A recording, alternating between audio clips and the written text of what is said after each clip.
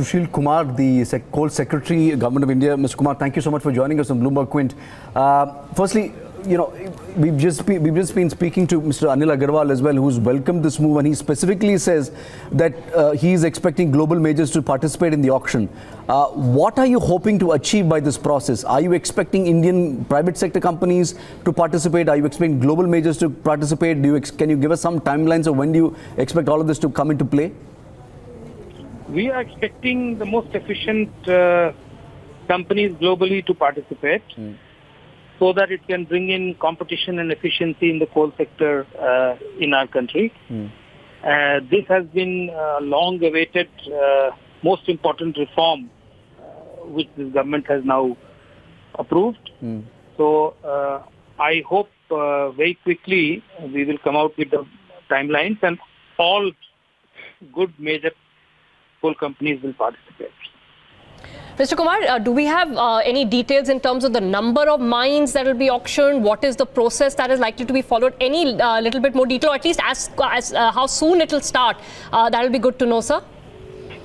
As I said, timelines we will let the press know so that you can spread it across. Also the number of mines, but it will be a mix of big, medium size and small mines. It will be an ascending forward auction, and the bid parameter would be the price offer in rupees per ton. There will be a floor price, and there will be annual adjustment of the final price offer based on WPI code. Will Coal India retain any sort of advantage, sir, or Coal India bids at par with anybody else on these mines, for instance? No, this is essentially for private sector. So Coal India will not be allowed to bid at all? Yeah. No, not that. If they want to bid, they can, but there is no need for them to do this. Okay. So do you have any ballpark estimate of how much you hope to garner from these auctions, at least a ballpark number? No, that's not the objective. That's not the objective. Revenue maximization is not the objective. Efficient and sustainable coal mining is the objective. Okay. The minister also in the media briefing said that he said efficiency and he said competition. He also went on to say this will reduce cost for downstream companies for power. Can you explain to us that a little bit?